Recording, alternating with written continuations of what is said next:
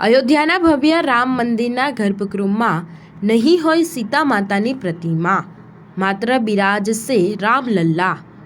આખો દેશ અયોધ્યાના ભવ્ય અને વિશાળ રામ મંદિરમાં ભગવાન રામના દર્શન માટે આતુર છે। જો કે હવે પ્રતીક્ષાના કલાકો પૂરા થવાના છે અને અનેક પસાર થઈ રહ્યા છે દિવસો।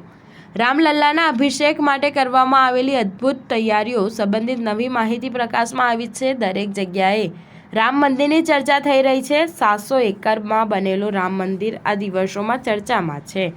અયોધ્યાનું આ મંદિર 500 વર્ષના યુદ્ધની જીત, ધાર્મિક આસ્થા, પૌરાણિક માન્યતા, આસ્થા અને ભગવાન રામની જન્મભૂમિ સાથે જોડાયેલું છે। આ રામ મંદિરમાં આકર્ષણના ઘણા કેન્દ્રો હશે। આવી સ્થિતિમાં એ જાણવાની ઉત્સુકતા થવી સ્વાભાવિક છે કે રામ જન્મભૂમિ પર બનેલા મંદિરમાં રામલલ્લા સિવાય સીતા માતાની મૂર્તિ હશે કે નહીં। તમને જણાવી દઈએ કે અયોધ્યામાં રામ મંદિરના ગર્ભગૃહમાં માત્ર રામલલ્લાની પ્રતિમા જ હશે। આ રામનું સ્વરૂપ હશે, જેમાં ભગવાન 5 વર્ષના બાળકના રૂપમાં હશે। આ મંદિરમાં રામના જન્મસ્થળ પર બનેલું હોવાથી અને તેમાં રામના બાળ સ્વરૂપની મૂર્તિ સ્થાપિત કરવામાં આવશે, જે તેમના માતા સીતા સાથેના લગ્ન પહેલાંનો સમય હશે।